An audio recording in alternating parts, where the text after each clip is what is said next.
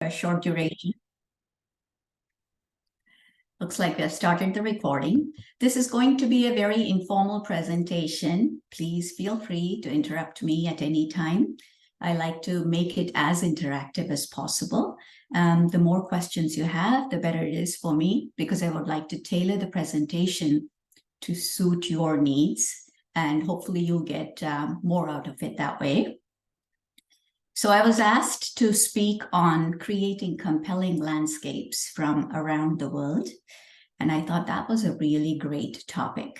So let's jump right in. I'm gonna pull up my, let's see if I can share my screen.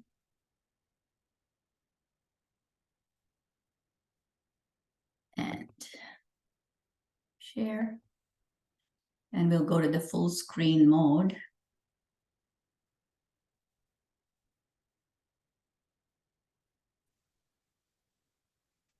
How does that look? Good? Looks great. All right. Okay. So we're going to talk about creating compelling landscapes.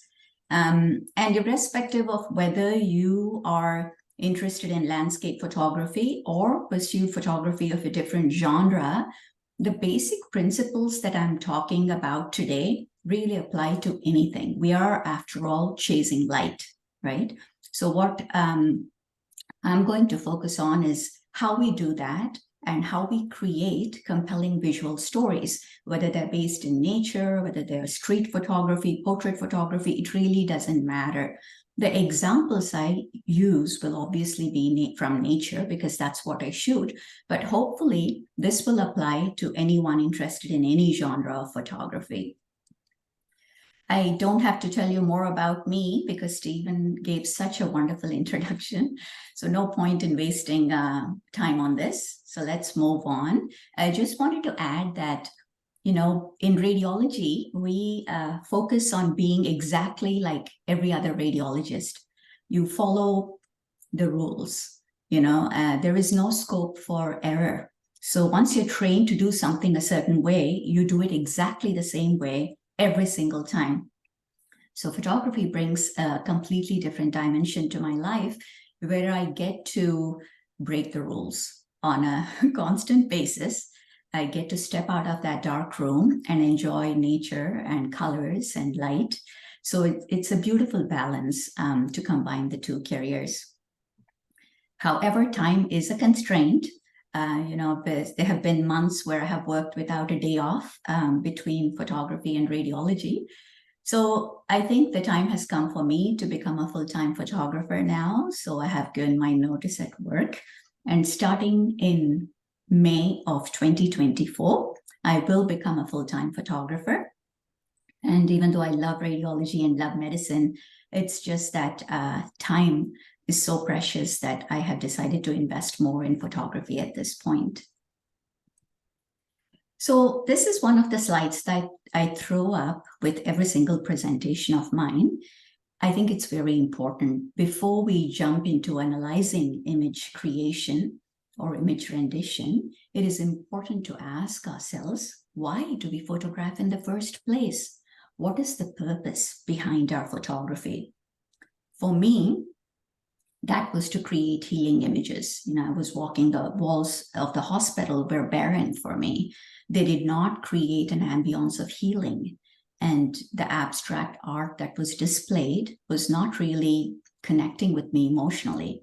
And I felt that we were investing so much time and effort in the technical aspects of bringing good health to people, but we were not focusing on creating an ambience of healing. And I think it's important to have a holistic approach and to heal the mind along with the body. So the kind of atmosphere we create in the hospitals, I felt was very important to that process. And I felt it was important to use the therapeutic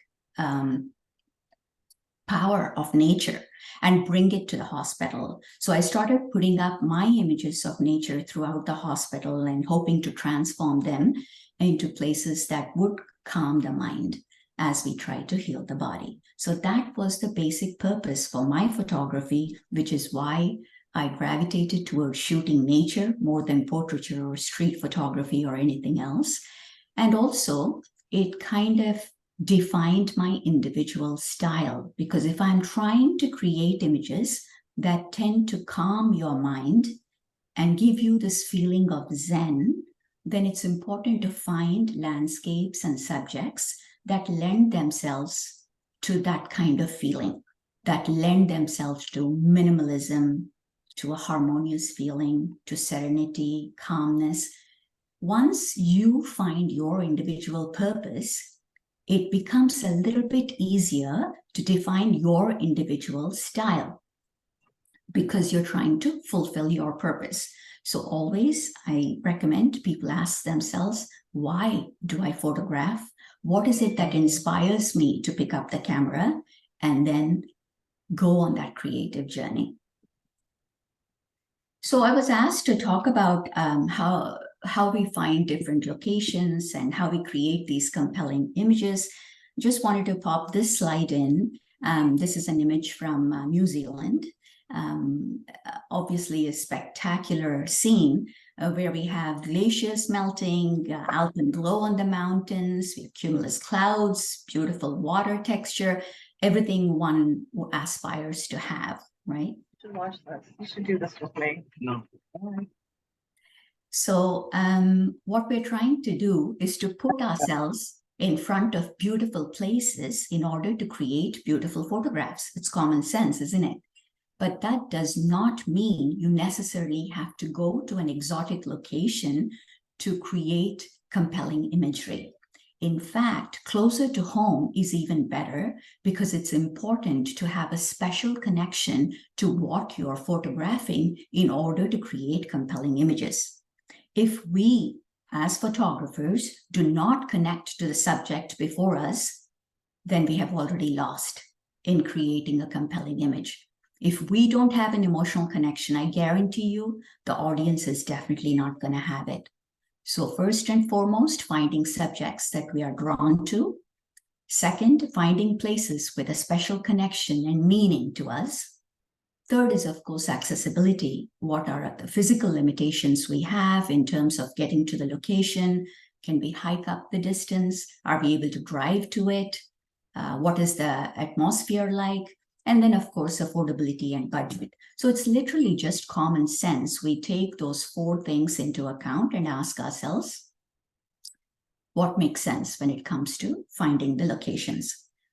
In today's world, it's pretty easy, isn't it? You have Google, you have ChatGPT now, and literally in a few seconds, you should say, ChatGPT, give me a list of places to photograph in Patagonia, and it'll come up with an itinerary for you.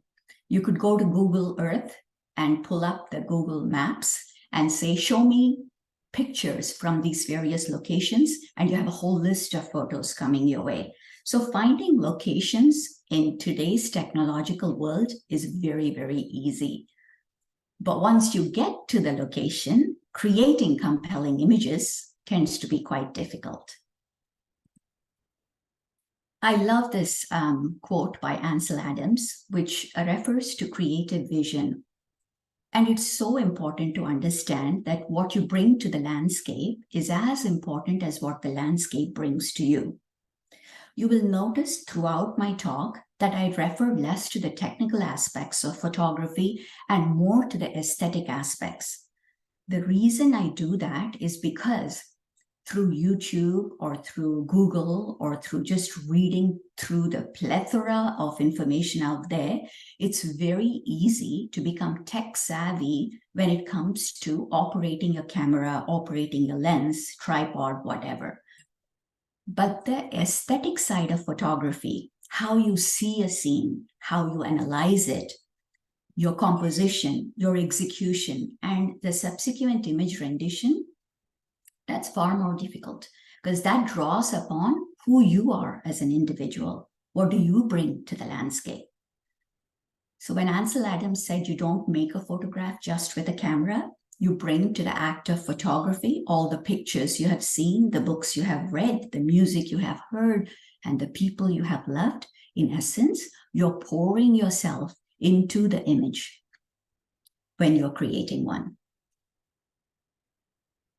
So let's delve into what it takes to create a compelling image, right? There are 4 components to this. One is observation. So this image you see, I can try to minimize my, let's see that, so that doesn't bother you. That might be better. So when you look at this image, this is an image from Sosofle in Namibia, in the heart of the Namibian desert. You know, we are driving by this scene, and all of a sudden, we have these dunes that are 2,000, 3,000 feet high. And as the angled light of the setting sun hits them, you can see one side of the dune is in deep shadow, while the other is reflecting light, and that bright orange color, which is characteristic for these sand dunes, is coming out vividly. What drew me to this scene, however, was that solo tree in the foreground and the way the light was playing across the meadow at the base of the tree.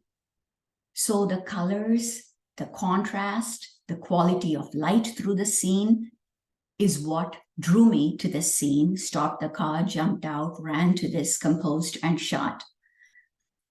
We need to learn to train our eyes and our mind to observe the nuances of light as a lifestyle. So no matter what we are doing, whether we're out on a vacation with family, or we're just going grocery shopping, or driving to work, it doesn't matter. But being observant of how light is playing across a scene becomes very important, because once you subconsciously begin to analyze the quality of light, you begin to find compositions that you otherwise wouldn't be able to see.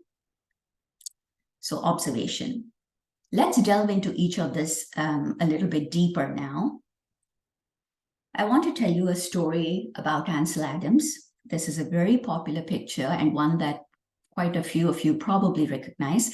This is Moonrise over Hernandez. Back in 1941, Ansel Adams was photographing somewhere in New Mexico, and he had a very frustrating day.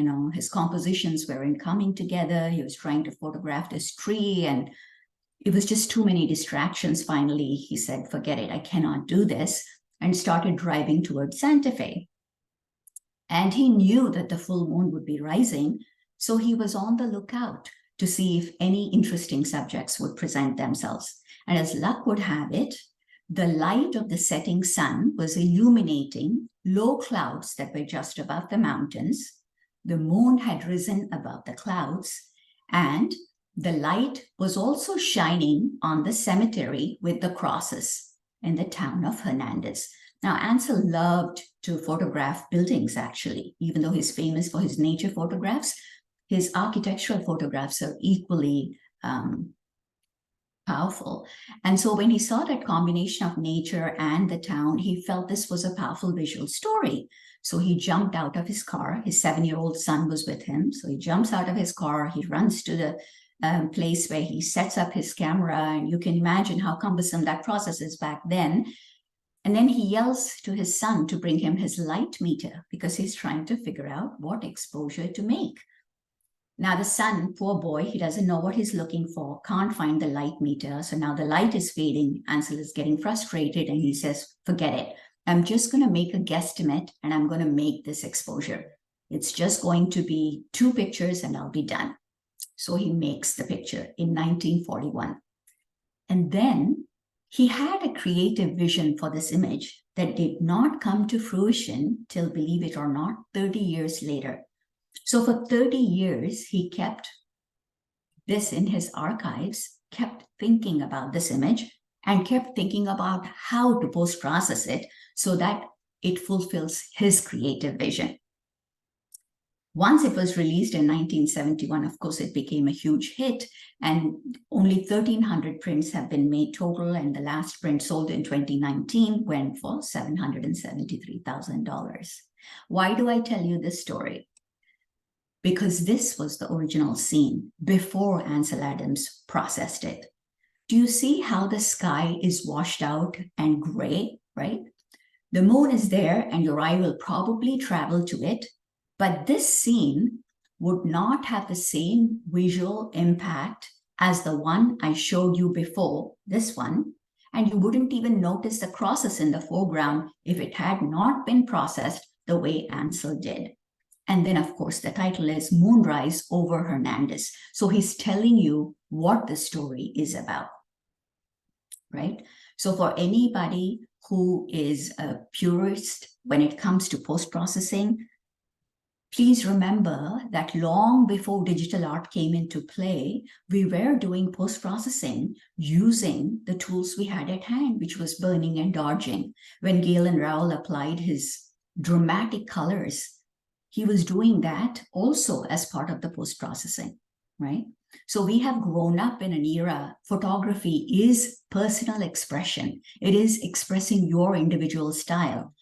And the most important component of that, in addition to composing in the field, is how you render the final image.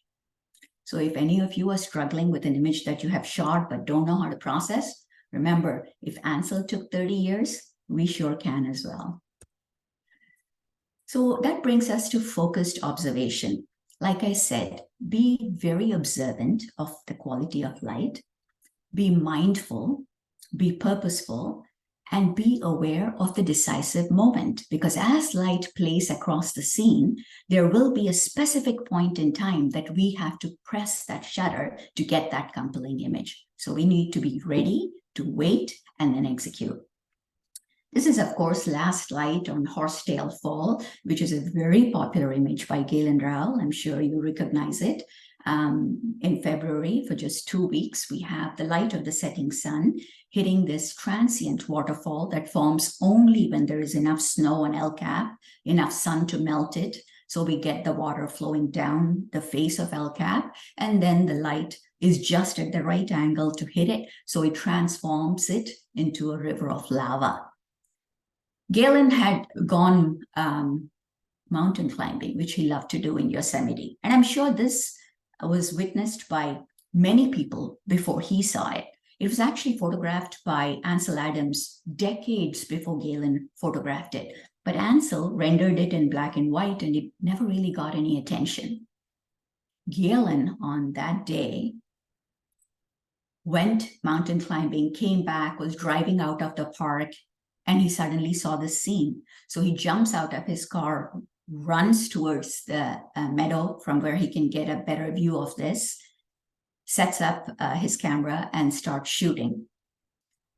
Since then, I cannot imagine how many hundreds of thousands of images have been created of this. I go to Yosemite every year because I'm so inspired by that image and have shot, these are my images and I've shot it repeatedly. You can't really change the composition much. And you stand in a meadow surrounded by thousands of photographers, all getting the same shot. And you are left wondering, why am I doing this? Because it is such a wonderful phenomena to witness. You know, so many things have to come together in nature just right for you to be able to capture this image. And to witness it in person is a real joy. You know, people ask me, don't you get upset because of the crowding in the park during that time? Would you get upset by crowds if your favorite team was playing and you were in a stadium and you were cheering your favorite team? No, right? So then why should you get upset when what you absolutely love is being enacted in front of you and like-minded individuals are around you enjoying that phenomena? So I look at it as cheering for nature when we go to photograph this. But it does bring one point up, which is these images of mine will never really be that popular. Why? Because I'm copying someone, right? I am emulating the work of Galen Rowell because he inspired me, but I'm not innovating. If we want to be noticed in this world, and if we want our work to stand out and gain attention, we need to be innovators. It's great to copy someone because they inspire us, but that will only be to sharpen our technical skills. Ultimately, we will have to get to the point where we innovate and we create images that have never before been seen. I love this quote by Elliot Erwitt, which says that all the technique in the world does not compensate for the inability to notice. So awareness of light, key. Okay, so we talked about observation. Let's talk a little bit about emotional connection. Okay, what do I mean by that? I talked about going to places that you find dear to your heart. The Redwood Forest, living in California, of course, the Redwood Forest is one of my favorite places to photograph, right? And the tough part about it is a forest is a very, very complex scene. So it challenges me to create images that will convey a sense of serenity and calmness, which is the purpose behind my photography. So I love that challenge, and I love spending time on these trails. So on that day that I was going into this forest, as I walked along the Damnation Creek Trail, the fog kept getting thicker and thicker and thicker to the point where I could barely see the trees around me. In addition to observation, it is important to react to the conditions that are occurring around us in order to be able to create compelling images. Walking through the forest that day, I realized if I continue on this path, there is no image to be made because I am not able to even discern my visual elements. So let me come back to higher ground and see what I can create. So what did I do? I reacted to that atmospheric condition, retraced my steps, was walking back, and all of a sudden, I see this beautiful scene. The sun was just breaking through the fog, and these two redwood trees, just like giants, were so quintessential to conveying the essence of that forest. I fell to my knees, angled upwards, accentuated the height of the trees, and took this image. This happens to be one of my best-selling images. One, because it conveys, I will talk about this later, it conveys meaning that is beyond being in a forest or seeing good light. There is metaphorical meaning to this image, and I'll talk about that later in the presentation. But also, it was a moment of deep spiritual and emotional connection for me. I really connected to the scene before me, and I feel that when you do that, the images that are created will be very strong for the viewer to look at as well.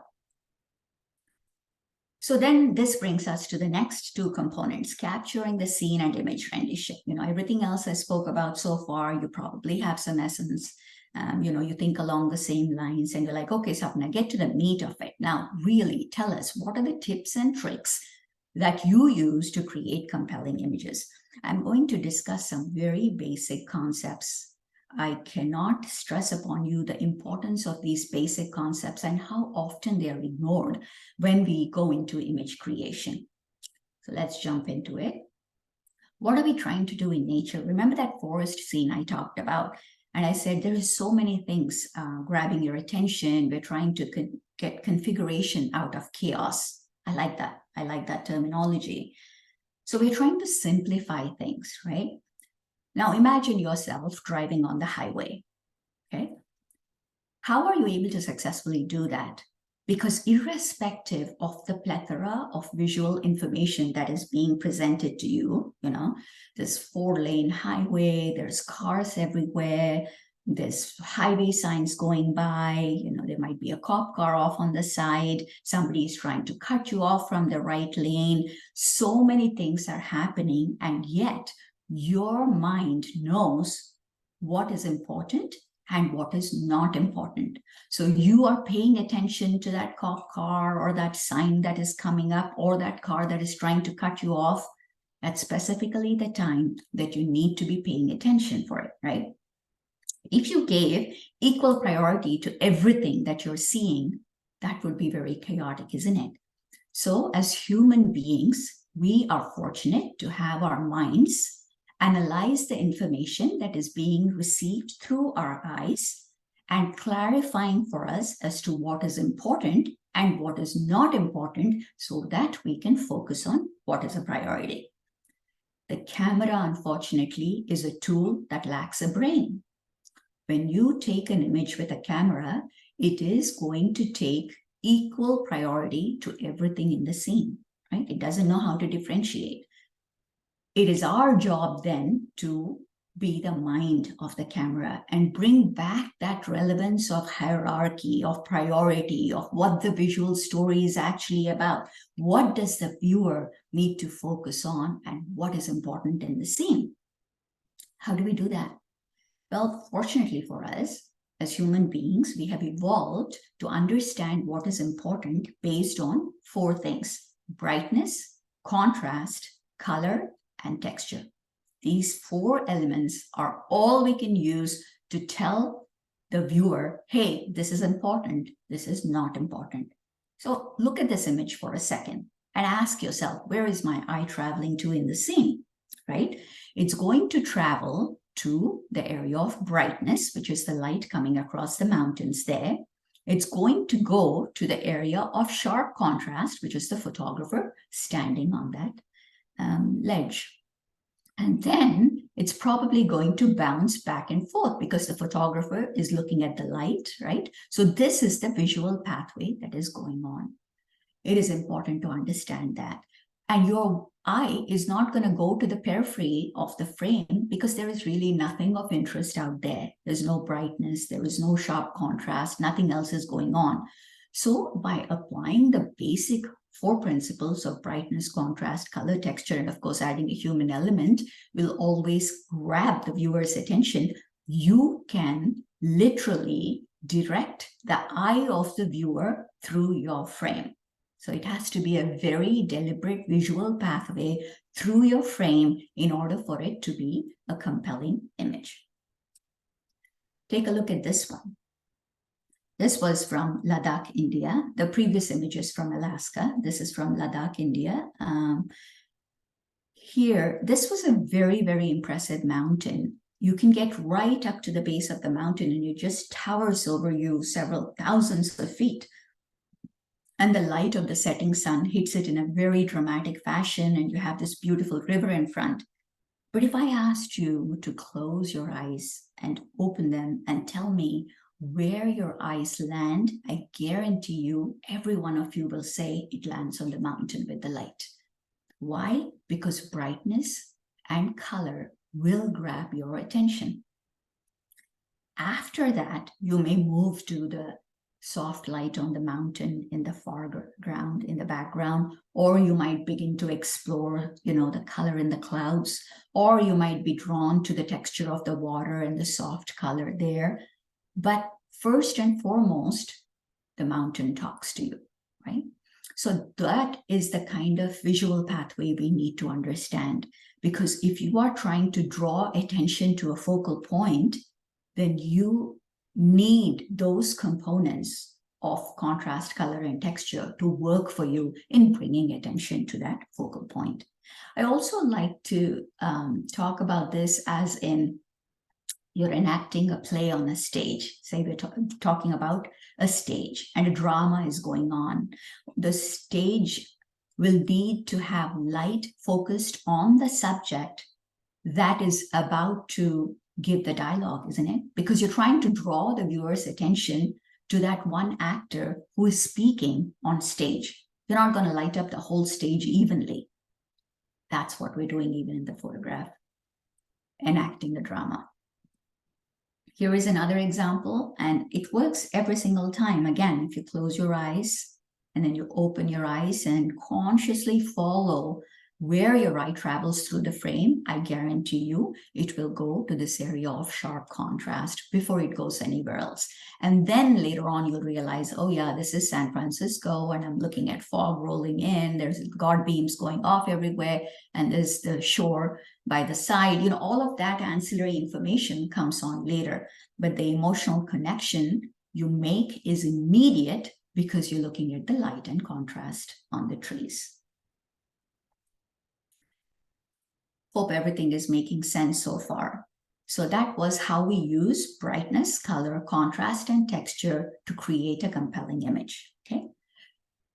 When we are standing, say, on a beach, right? We have the sand beneath our feet. We have the wind playing with our hair, the smell of salt, right?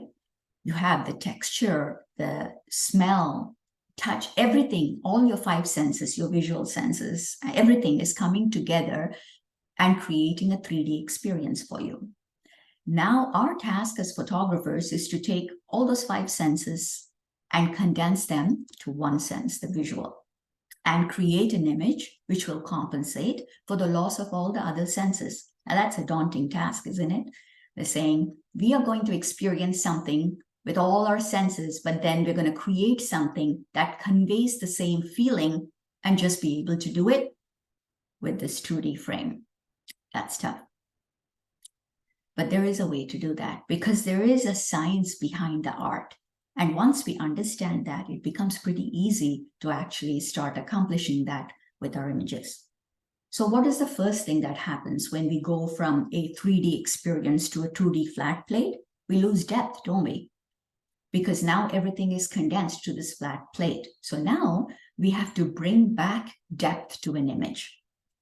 People say, oh, I feel like I can step into this landscape. This, by the way, is Yosemite in winter, and you're seeing Half Dome at sunset.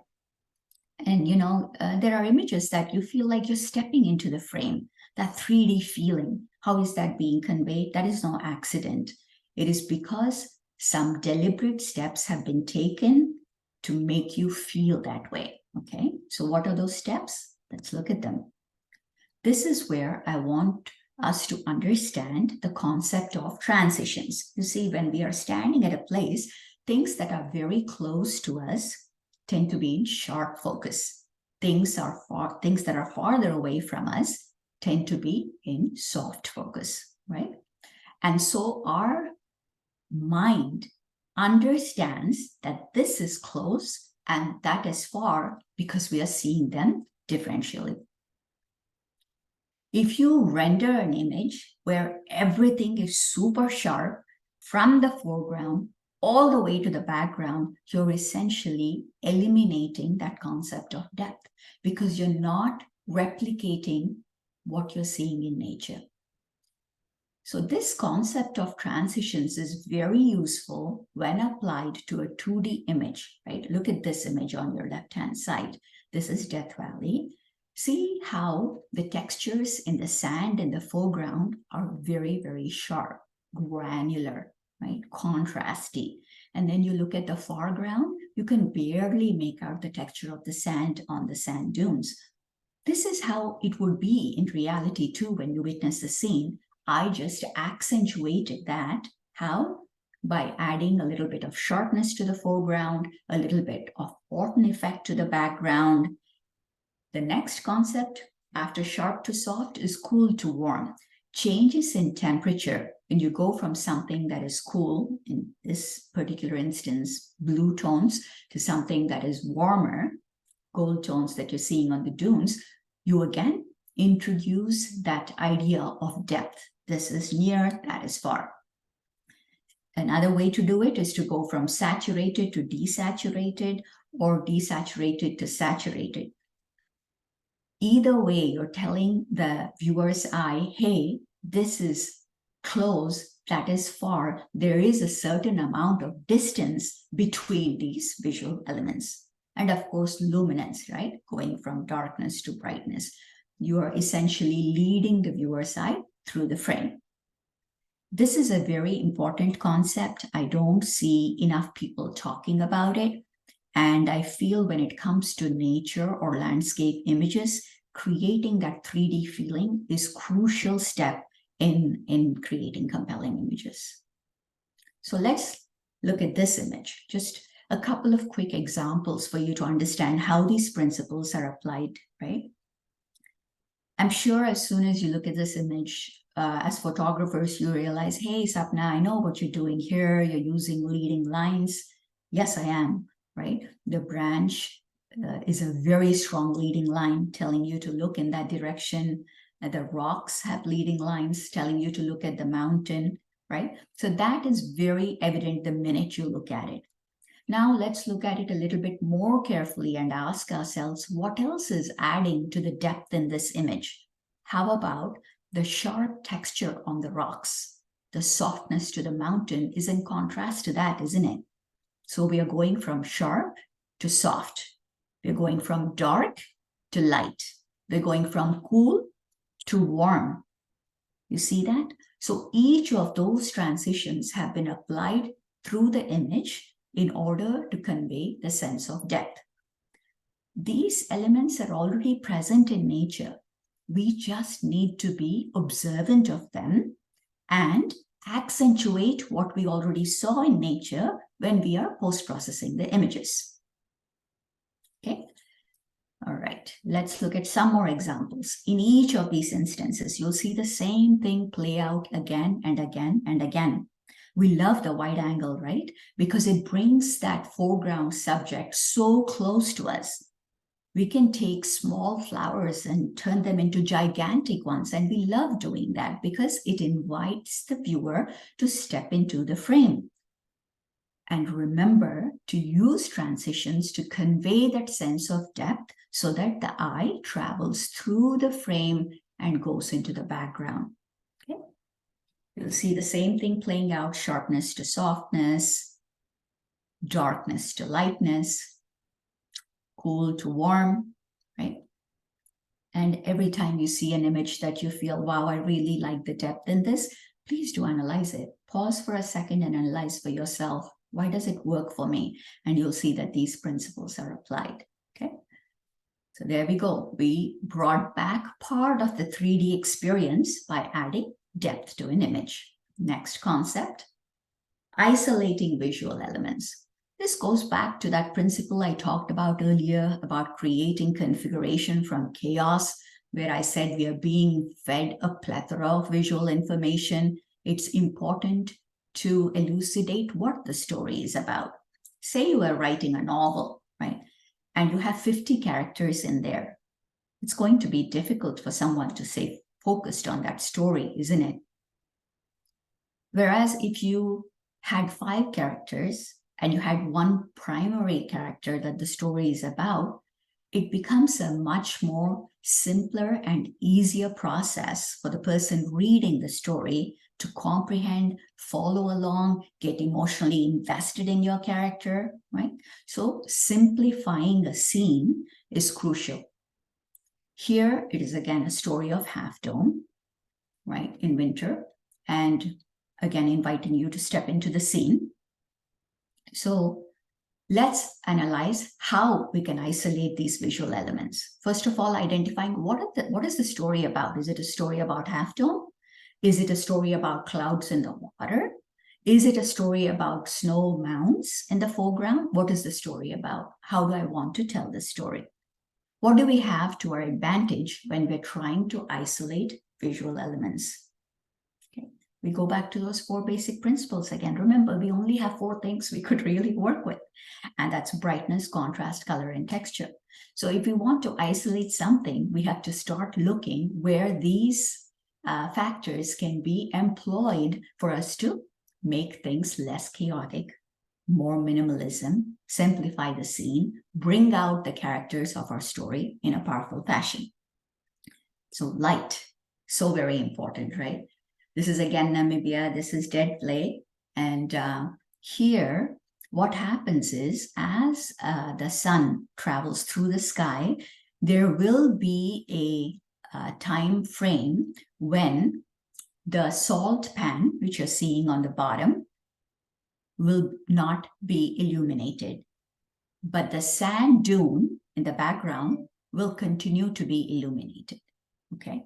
So standing at that salt pan and waiting for light to travel to the point where it hits exactly the line where the salt pan hits the sand dune is when the picture needs to be taken. Why? Because this is a picture of the trees, isn't it? Who are the main characters on the stage? The trees. So then what do we need for those trees to be portrayed in the best possible fashion? We need the best background for them. And we need to minimize any distractions we have. Now imagine if we had bright light on the salt pan, then your eyes would go to the salt pan and you wouldn't be looking at my main characters on the stage, which are the trees. So I have to wait for the salt pan to turn dark, and I have to wait for the silhouettes of the trees to look really dramatic, which will happen only if the background is illuminated. So observing light and seeing how we can use it to isolate visual elements in the scene is very important. Another factor we could use to isolate visual elements is atmosphere. This is at Glacier National Park. Here, what happened was this was a very transient moment. Light probably lasted for less than 3 minutes, really. Saw it going off, stopped the car, jumped out, ran down to the spot, and tried to capture it before it disappeared. Now, imagine if there wasn't a storm approaching in the background, right? If the sky was not faded out the way it is right now, and instead you had dark color in the trees, that would have interfered with the foliage that we're trying to portray, right? This is a story about a small grove of trees. The aspen leaves are the main emphasis of the story. And if you have deep, rich colors behind your yellow leaves, it's going to be very contrasty and it's going to actually not be a harmonious image to generate.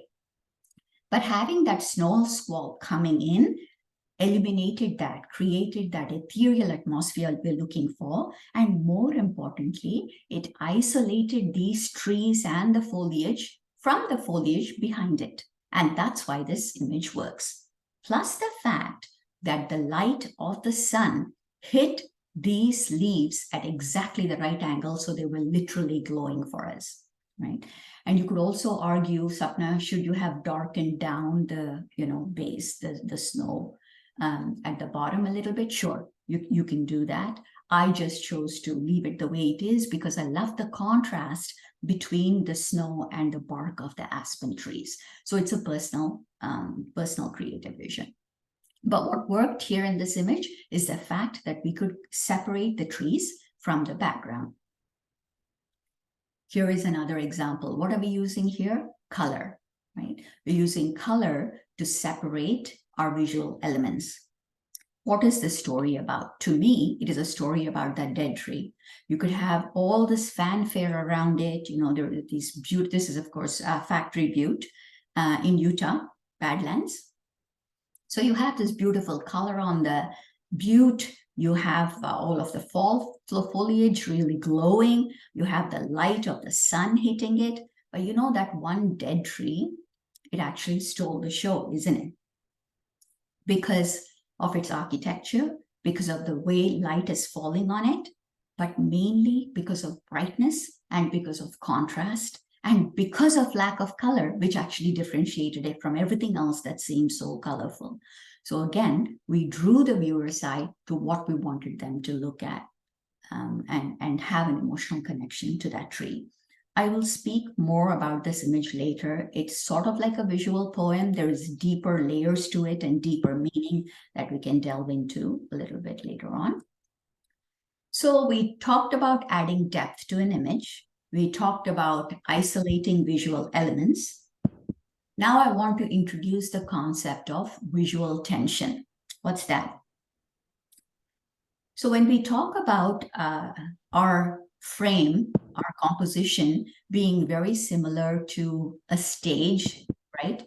And our visual elements are very similar to actors on the stage. And that's why we are looking for the right light on our actors so that when the audience is looking at the play, they're focusing on our visual elements, right? But in addition to that, your visual elements must also talk to each other, isn't it?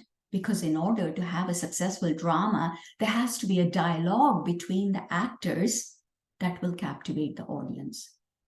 That is the concept of visual tension.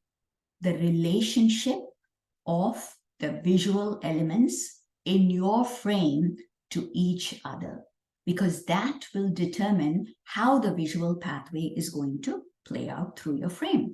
So looking at this image again, I know your eye is drawn here. Why? Because there is an area of brightness and you have this architectural component here with the half dome, all this beautiful color in the sky. You're going to look there.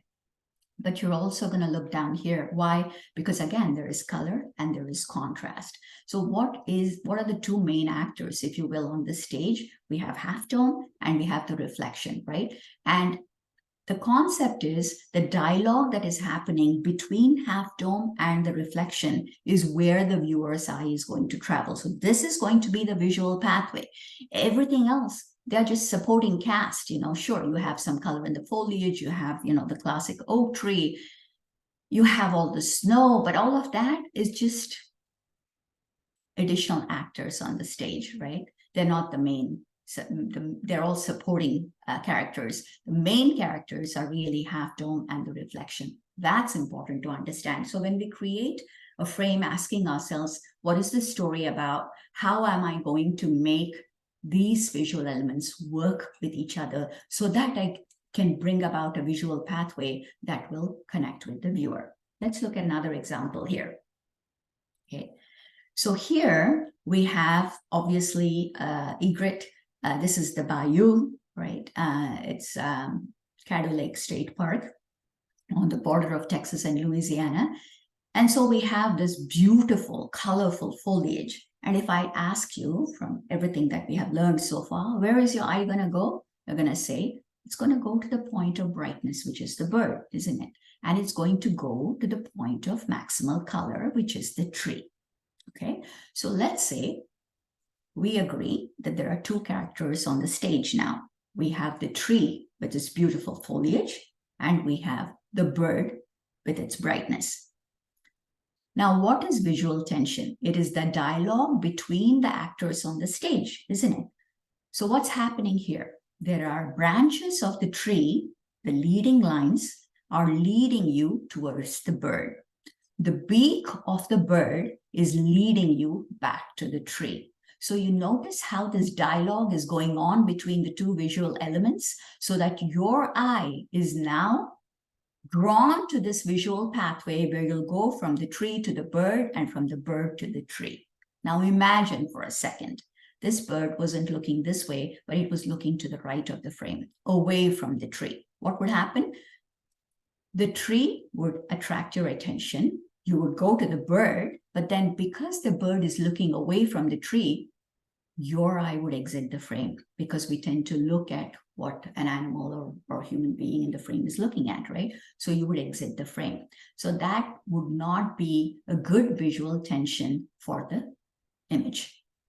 Imagine if the branches of the tree were pointing to that direction and the bird was looking in that direction. You still have two actors on stage, except they're not even interacting with each other anymore. There is no dialogue, then there is no drama. There is nothing to capture. So keeping that process at the back of our mind is important because it's not enough to observe light. It's not enough to identify visual elements that are really looking good. It is not enough to arrange them in a certain fashion.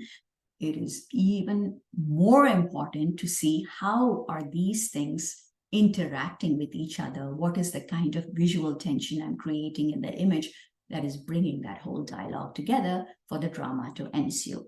Okay.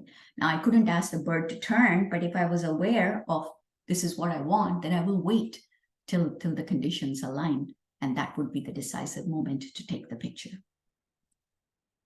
Okay, let's analyze another visual pathway here. Again, leading lines bringing you towards the mountain right there, right? Now, this is a pop of color. This is Patagonia, obviously. I'm sure you've seen images before of this location. And so, okay, so the leading lines are telling you to look at the mountain. Brightness of the mountain is definitely going to draw your attention. And then perhaps you'll dip down into the lake because it is rich in color, right? So what are the three main characters here? You have the tree with foliage, you have the mountain with golden light, and then you have the lake with its beautiful blue color, right? And so what is the visual pathway here? It is this triangle where you go back and forth and follow. In any image that you're trying to create, I think it's important that that visual pathway be discerned, because then we can optimize how to accentuate it. So for example, here, I deliberately burned this area down, because why? I don't want the viewer's eye to go there. I don't want the viewer's eye to exit from the frame. I really want the viewer's eye to stay right here. So that's why sometimes we apply a light vignette around the frame, because we're saying, hey, this is the stage that I have set. These are my characters, and this is where the dialogue is going on. So please focus on this part of the frame. Okay, so we talked about adding depth to an image. We talked about isolating visual elements. We understood the concept of visual tension and how to work with it. The next concept I would like to address is creating mystery. We all love mystery, isn't it? Because we like to be intellectually challenged a little bit. We don't want, to just be given the answer right away. It's much more fun and much more rewarding when we figure out something on our own. What does that translate to in images? Well, here, the light source is deliberately hidden, right? So you don't know how this wave is being illuminated. And you notice how this was taken in K Beach in Hawaii. You notice how I deliberately waited for the wave shape to mimic a shell, because I felt that would be more poetic than a wave shape of, any other shape. And I deliberately wanted the light of the setting sun to illuminate the back of that wave.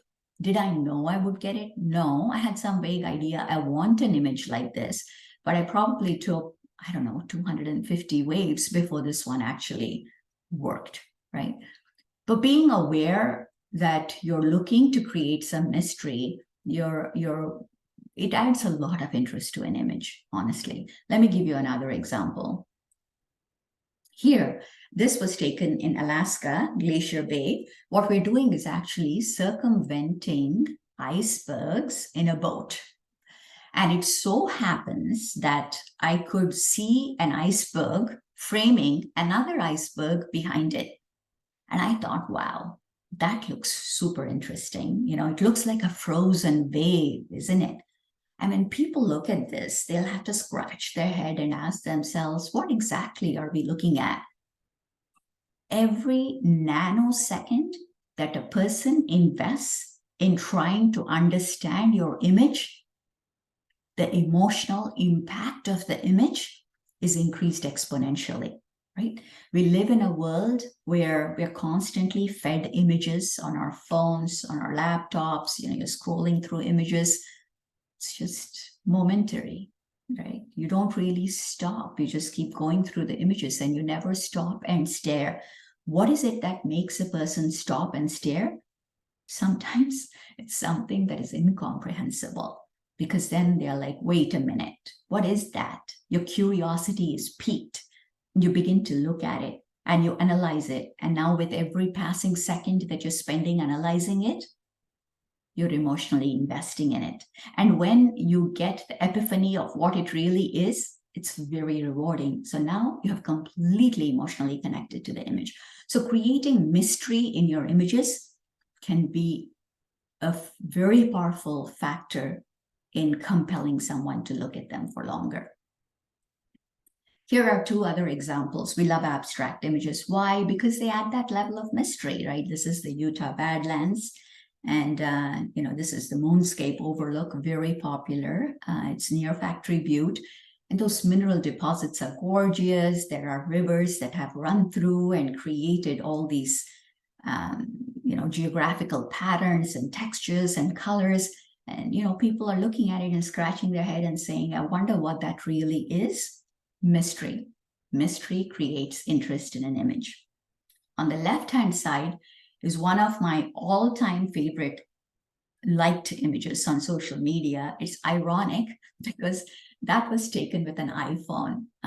Usually when I go to a location, I like to whip out my phone and walk around with it before I even take my regular camera out or set up my tripod or anything like that. I just walk around, and try to compose with my phone and see what the potential is for different scenes, where I should be standing, how low should I get. So I went to Yosemite one winter and I was walking around and this is by the banks of the Merced River, and came across this scene where only a part of the river had frozen. So you had these beautiful patterns. And then, of course, this is snow on the bank, and this was the reflection down below. So I took the image and I thought to myself, how can I make it a little bit more interesting? So I flipped the image, right? And so now it looks like this is an ice cave, and then you have the mountain, you're looking at the mountain through an ice cave. And everybody knows there are no ice caves in Yosemite. So you post the picture and people are like, wait a minute, how is that possible? Where did that come from? Where is this cave, right? So you're piquing everybody's interest. And what was even better was it was taken with an iPhone. So Apple actually purchased this image. And fortunately for me, it paid not only for that Yosemite trip, but for other trips as well. And ironically, the images I took with my regular camera did not sell. So go figure. Anyway, so when Apple posted this on their social media platforms, and Tim Cook tweeted it, and all of a sudden it went viral, and people are like, wait a minute, that was taken with an iPhone, which means I can do it too. One factor why it went popular, because now everybody thinks they can do it because they have the iPhone or a smartphone. And the second factor was because they are like, that's clever, that's interesting, you tricked me, and I kind of like it because I get it now, right? And that was the emotional connection they made. So yes, going back to what I said earlier, creating mystery, having a little fun, very important to creating compelling images. Okay, so that brings us to the last point I want to make, which is about creating metaphorical images. Earlier, I had alluded to creating visual poems, right? We talk about visual stories or visual poems. When it comes to our imagery, what we're saying is that when we show a picture of two dead trees in the middle of the Namibian desert during a sandstorm, while the setting sun is illuminating some sand blowing off of the dunes, it's not really a picture of trees. It is a picture of two dancers. And perhaps this scene conveys their passion. So you're metaphorical in that you're finding in nature meaning that it takes a little bit of time for people to understand, to know what's going on. And adding that metaphorical meaning is like having a poem where you kind of have to peel off the layers to understand the deeper meaning. And the more that kind of images we create, we grow not only as artists, but the viewers also begin to appreciate it. Now, these are not something that can be momentarily consumed. What I mean by that is it'll take a little bit of time and investment, right, for the viewer to understand what is going on. So it really requires a discerning viewer interested in investing time to look into the image, to understand it, and draw out that hidden meaning within the image. But then we can help them, because like if you say dancers in your caption, right there, you're putting the idea in your viewer's head. Now, all of a sudden, you're helping them to see something that they had not seen before. They had not seen the dancers in the desert before, but your title and your caption will enable them to see the poetry that you saw in the landscape. So it's always fun to create images like that. I encourage you to look for those hidden meanings. And let's look at some of the images we already looked at before and see how many of them you were able to understand had a deeper hidden meaning in them. So this, I told you, is a very popular image of mine. It is now sold in 80 countries worldwide. It is highly sought after by medical institutions, which is what I primarily focus on. Why? Because I titled it Hope. Right? Hope is universal. Forests are universal. And what we're saying is, in the deepest, darkest forests, you can always have hope. And those rays, the sun rays that are coming through, convey that sense of hope. So when you're hanging it in a waiting room in a hospital, the message is not lost on the patients who are looking at it, right? They know this is a message of hope. It gives them a calming sense. So that's what I mean by finding hidden meaning within it. You can't just look at it and go, that's just two trees. Yeah, they're tall. That's beautiful. That's redwoods, blah, blah. But actually to look for that hidden meaning and say, what else could I convey that would really be visual poetry in this instance? You saw this image before when I showed you as an example for isolating visual elements using atmosphere. This one was titled Transition. Why? Because we know that the snowstorm is approaching.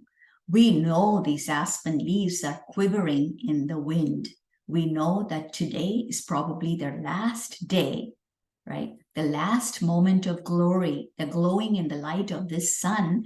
But after today, once that snowstorm comes through, the leaves are going to be gone, the trees are going to be bare. So it is a transition between seasons because you're showing winter in the background and you're showing autumn in the foreground. And you can already see winter is forming at the base of the composition. So when you say transition, it could apply to any phase of life, right? Any transition in life, and people would connect with that. But you kind of have to invest time and effort in understanding the deeper meaning. You can fathom the meaning in this. You have one tiny human being standing in front of this ginormous glacier and it's melting. So even though that tiny human being looks powerless, it is actually the human element that is causing the destruction of these glaciers, isn't it? So it's a powerful visual story. And the more people look at it, they're like, wow, we are just one of so many, many species on this planet, but we are the only species that is truly hurting the planet. So this requires some contemplation and thought. Anyone who is in nature conservation, I think, will emotionally connect to the image and understand the profound feeling behind it. Oh, and remember, I showed you this one for color, right? I said you can use color to separate out visual elements. So this was taken during the pandemic. If you have heard any of my other talks, you probably already know the backstory for this image. It's a very emotional image for me. It was created after I lost my father to an allergic reaction to his second dose of COVID vaccine. And, I, as a physician, was recommending people to keep getting the COVID vaccine. It was a time of a lot of mental agony. And I decided to finally take some time off and go to the Utah Badlands and maybe photograph some beautiful fall foliage, sort of calm my mind down. But when I reached there, I learned that you actually create images that are based on your mental state of mind. So if you are not calm, it's difficult to create calm images. If you are sad, the melancholy will play into your images. If you're joyful, that'll play into your images, because in the end, we are really expressing ourselves through our images, isn't it? We are emotionally connecting to other people, but instead of using words, we are using our images to connect.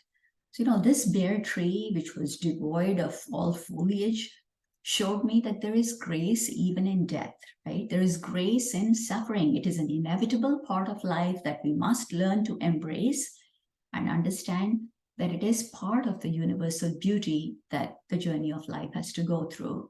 So that to me was a very important lesson. And it really opened me to just go with the flow, whatever you're feeling that day, try to express it, try to find it in nature and resonate with it, because that emotional connection is so important. And it's also extremely therapeutic when you express yourself. When I posted this on social media, people absolutely loved it because we were going through such a difficult time. And when I shared this feeling I had and why this tree was beautiful for me and how I saw beauty even in the suffering that we were all facing, people resonated with that. And that's why it was felt to be a compelling image to them. And it has won several awards and is widely recognized in social media because there is a deeper meaning to the image. So this is a quote that I like to encourage everybody to look at a photograph, not just in a cursory fashion, but to actually look for that meaning behind it, to ask yourself, what is it that the photographer is trying to convey? What is the deeper meaning behind it? And that way it's much more rewarding for you as a viewer and also as a photographer when you create one. So that brings me to the end of the presentation. I hope it was well received. I am always open to your questions. You can reach me through a variety of social media. I am on Facebook, Flickr, Instagram, my email on my website, which is my name, sapnareddy.com. So feel free to drop me suggestions on improvement, what you liked about this presentation, what you did not like, what would you like to hear about more, anything. I'm open to all your suggestions and comments. And just a little plug-in for my workshops. I have multiple workshops running all over the world. It so happens that the Beauty of the Bayou workshop is one of my favorite ones to run, because imagine a swamp and then imagine it's so beautiful. Such a contrast, isn't it? But those cypress trees really lend themselves absolutely wonderfully to photography. And when the fog rolls in through those swamps, it's just such an ethereal atmosphere to photograph. These workshops tend to sell out years in advance. So my 2024 workshops are actually sold out. I think I have one spot left. But the 2023, I had a last minute cancellation. So there is one opening in the November 7 to 11 workshop.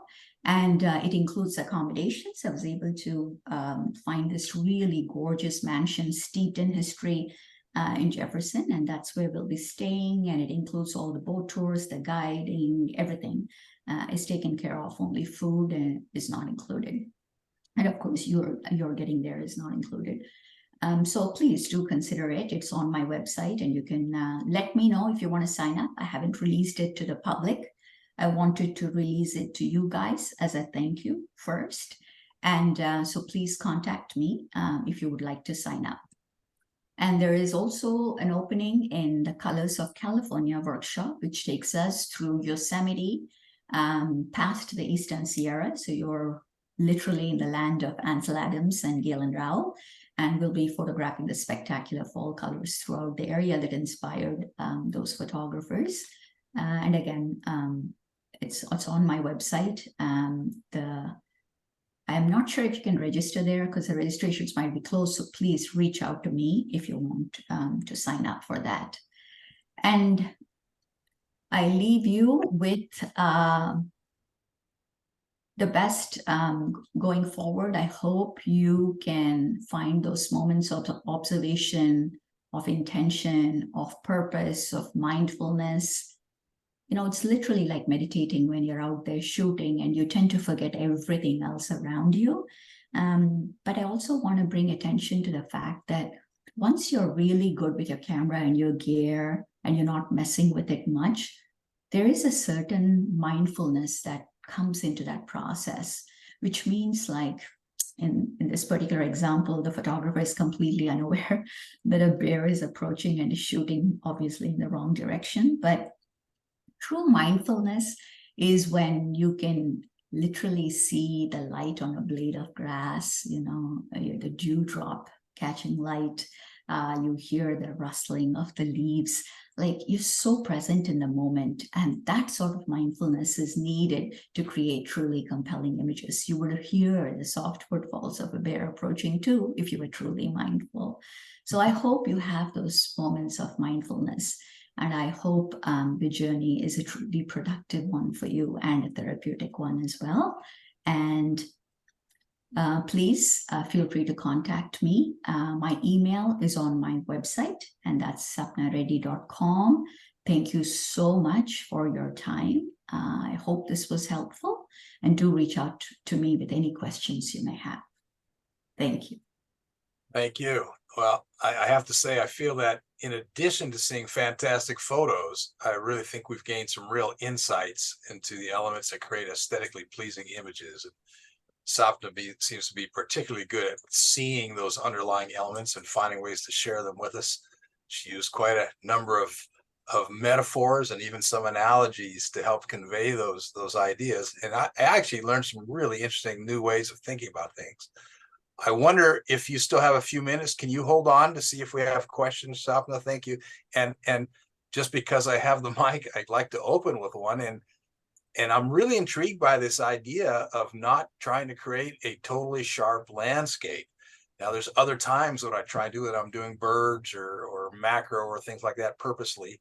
But landscapes, I've always been trying to get sharpness and been working on getting better at photo stacking so I could get those, foreground elements all the way to the last element. Could you talk a little bit more about, do you photo stack at all?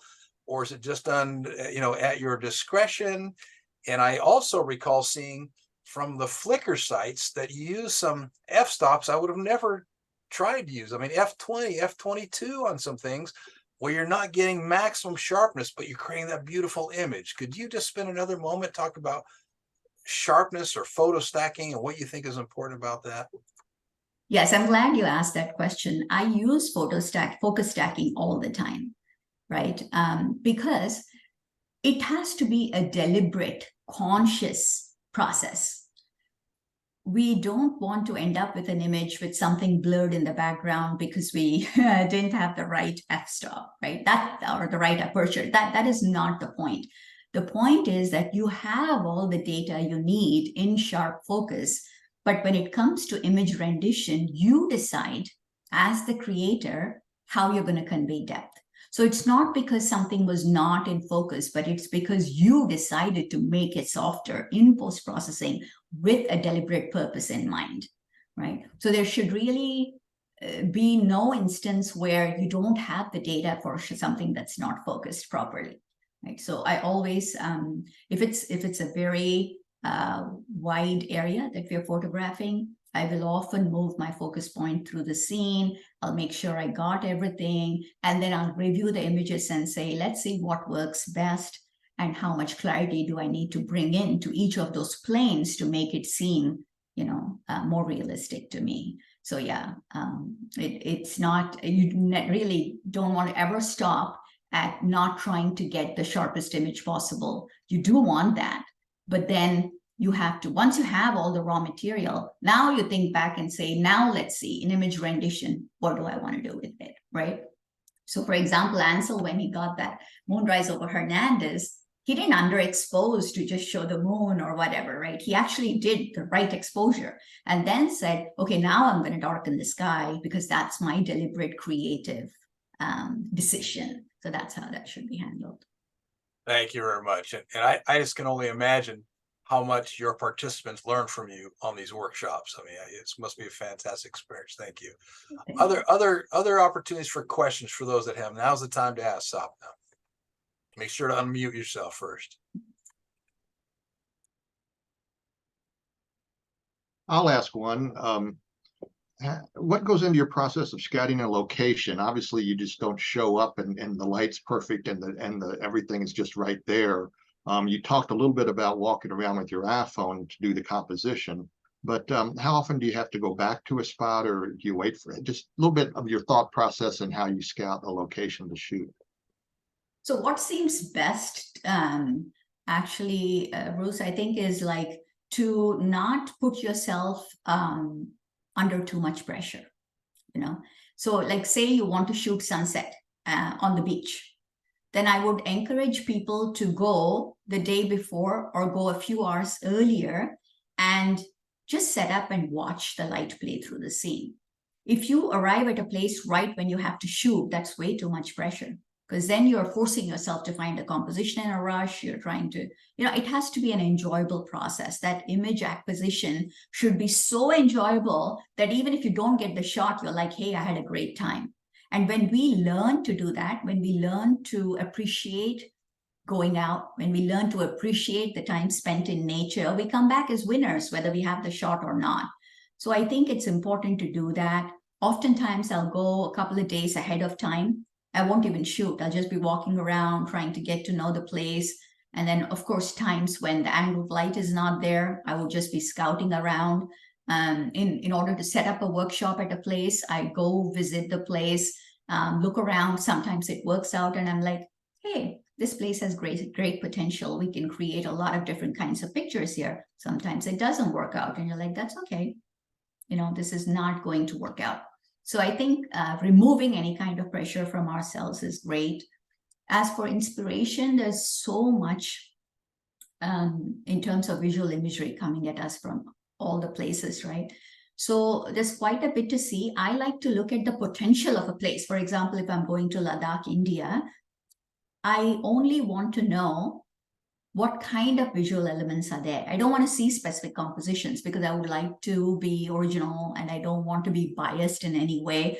So I would rather know the topography of the place and know that there is potential to create landscapes, and then get there, scout around and create my own images, which hopefully will look innovative, not emulate somebody else's work, right? So that's how I would approach it.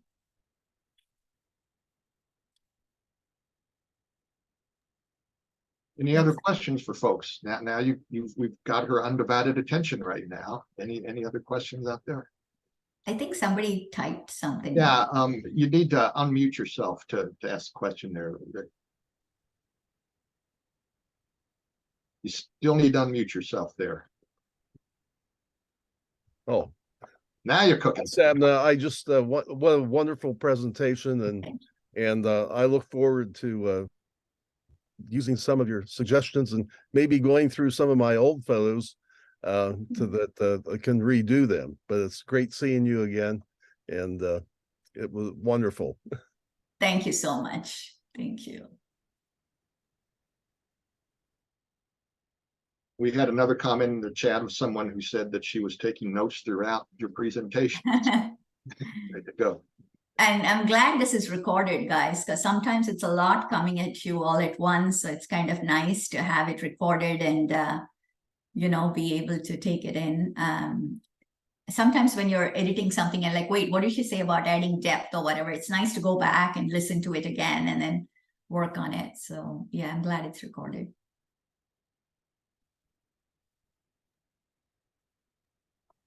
Sapna, thank you very much for your presentation and taking the time to be with us this evening. I was really intrigued by your concept of transitions. Mm-hmm. And the four of those: sharp to soft, cool to warm, saturated to desaturated, and dark to bright. The photo that you showed us to exhibit those was the Death Valley photo? Yes. Which seemed to capture all four of those elements in Yes. one photo. Yes. Is that very difficult to do? Or should we be satisfied to maybe have one or two of these elements, or should we strive to try to attain all four of those? It's interesting you asked that question. Actually, when we sit down and look at nature offers that on a repeated basis, actually. Like that's how our eyes see it, it's already there. Of course, we would have to wait for that right time when the light quality is such that the foreground is in darkness, right? So I had to wait till the light traveled up the dune. So whether you saw the dead flay image of the trees against the yellow background of the dunes while the salt pan was in the darkness, or you saw the Death Valley image where the sand is dark, but then the dune is illuminated. But that's why we love periods of angled light, because it gives us the time to observe light traveling through the landscape. We don't shoot midday for that reason, because we want certain subjects only to be illuminated. So I think waiting for the right time when the light plays out is very helpful for us to get that. And if light isn't being very conducive, then like you said, looking for other things. Could I go from, if I can't go from dark to bright, can I go from something that is sharply textured to something that is softer?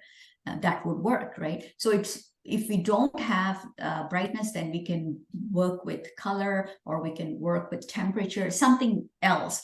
But having those principles in the back of our mind, actually, I promise you, when you're out there in nature, these things will jump out at you when you keep thinking about it. When we're not thinking about it, we tend to not notice it, even when nature presents that to us. But once we start thinking in that fashion, it's quite surprising how often that will play out for us. to our benefit. So just being aware of it and looking for those transitions, and then of course bringing them back in post-processing and accentuating them so it looks good. And people add gradients all the time, right? So if you're going as far as a luminance gradient goes and you're saying, hey, I really want the viewer side to travel, I mean, if Ansel could do it, I'm sure we can do it as well, right?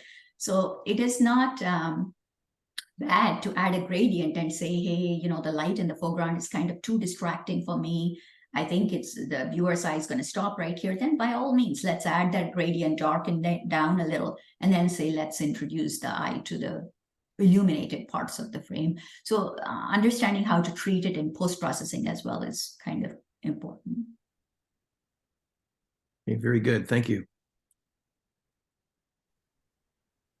We probably have time for one more question. Any other questions before we say goodbye to Sapna here? Okay, we're going to say goodbye. Well, thank you all so much. I am reading the comments you have written. Really appreciate it. Thank you so much. And like I said, I'm here for you guys. If you have any questions, just feel free to reach out to me directly. I'll be happy to answer them. And yeah, hopefully our paths cross in the field and we get to have an adventure together. If you're ever in Northern Ohio, look us up. Yes. That's right. Yes. Thank you, Again, Dr. Reddy.